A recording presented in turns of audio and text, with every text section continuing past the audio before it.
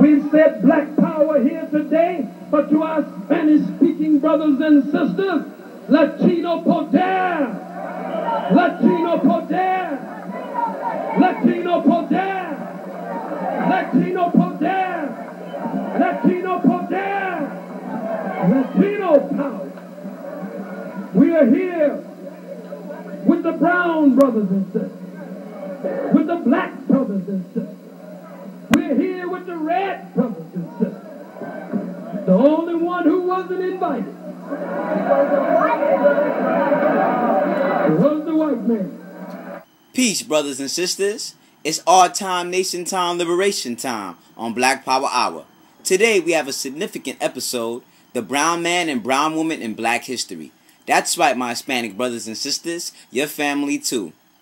As we move further into our discussion, let us be aware that J. Edgar Hoover, director of the FBI, issued out a memo stating these goals: to prevent the coalition of militant black nationalist groups, to prevent the rise of a black messiah who could unify and electrify the militant black nationalist movement, and to prevent black nationalist groups and leaders from gaining respectability by discrediting them to the community. Now I'm going to be bringing in the new Black Panther Party's New York Youth Minister, Brother Hannibal Rashideen, and he'll be speaking on the brown man and woman in black history. In the name of the God of our ancestors who answers to many names, in one part of the world we've called that one God Allah. In another part of the world we've called that one God Jehovah. In another part of the world we've called that one God Olodumare, Babaluwaye, Obachula, but she is known as Yemoya. In another part of the world we've called that one God Jinyame. In another part of the world we've called that one God Ukulukulu. But we can never thank that one God enough for Sister Harriet Tubman. We can never thank that one God enough for the Honorable Marcus Mosiah Garvey. We can never thank that one God enough for the Most Honorable Elijah Muhammad. We can never thank that one God enough for a Minister Malcolm X. We can never thank that one God enough for a Dr. Martin Luther King Jr. We can never thank that one God enough for a Robert Williams. We can never thank that one God enough for Sister Lalita Labron. We can never thank that one God enough for Che Guevara.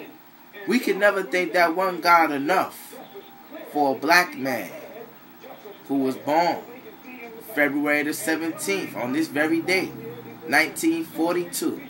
A black man who would have been 66 years old. It's 9 o'clock. We can never thank that one God enough for a black man who makes his transition date 8 years ago on this very day, February the 17th, 2001. Our bold, bald-headed black power general, the Most Honorable Dr. Khalid Abdul Muhammad. And we can never thank that one God enough for our national chairman and his national representative, the attorney Dr. Malik Zulu Shabazz. In their names, we greet you in the greeting words of peace, assalamu alaikum, hotep, abaragani, free the land, and black power.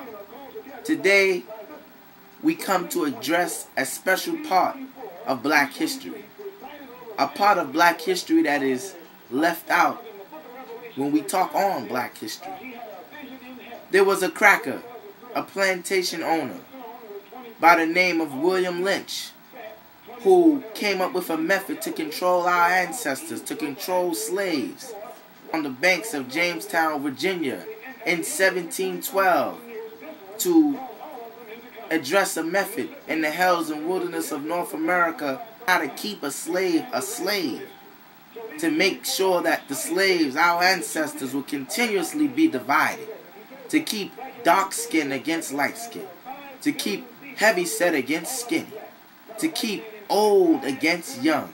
And to this very day, we have our people set tripping over because I'm black, and I'm from America, or I'm black, and I'm from Africa, or I'm black, and I'm from Jamaica, or I'm black, and I'm from Barbados, or I'm black, and I'm from Puerto Rico, or I'm black, and I'm from Cuba, or I'm black, or I'm from South America. However you tie it up, beautiful black family, your origin comes from Africa. We know and understand that on the island of Puerto Rico, on the island of Haiti, or the island of the Dominican Republic, originally referred to as Hispanic. We think that one God for Jean-Jacques Dessalines, another bold black man, Toussaint Louverture. But we know and understand that on that island, the Taino people existed. We know and understand that on those islands, the Caribbean people existed. The Caribbean Native American people existed. The Taino indigenous Native Americans existed there. But we know the population increased on those islands when that white man, that cold, blue-eyed bastard, that devil, grafted from the original man, came to the shores of Africa, kidnapping our foremothers and our forefathers and bringing them to the islands of Jamaica, bringing them to the island of the Dominican Republic, bringing them to the island of Puerto Rico. So now you have African black men and African black women now mixed with the blood of the indigenous black man and the indigenous black woman on those islands. And of course the Spaniard, European, Southern European devil was raping our fathers, raping our mothers. Oh yes, I said raping our fathers. We want to know the origin of homosexuality and all of these other things. Let's look at European culture and European history.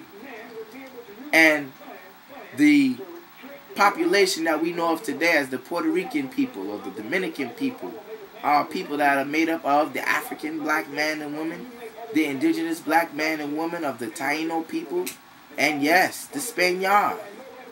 Not by interracial marriage, but by interracial rape, that population came about. So, on the island of Puerto Rico and on the island of the Dominican Republic, the lighter-skinned slaves, because yes, slavery existed on those islands. The lighter-skinned slaves will be treated differently than the darker-skinned slaves. Here in the hells and wilderness of North America, you will find that the lightest of the slaves will be found in the house, in the big house with massa, will be called the house Negro. And the darker slave will be in the field, will be referred to as the field Negro. So automatically there will be instilled some type of jealousy, some type of tension. Because while the slave in the field was working hard day and night from can't see morning to can't see night, the house Negro will be getting not better treatment, but will be getting a little more civilized treatment than the Negro or the slave in the field. But this was not done because they liked the lighter-skinned slaves. And this was not done because they felt the lighter-skinned slaves were better. This was done, and this came from a method of a cracker named William Lynch, who implanted that idea in other slave masters here in the hells and wilderness of North America to constantly keep division among our people, to constantly keep division among the black man and the black woman, to keep division among the black man and the brown man, which are the same man. So this European, this devil, this grafted man or this grafted woman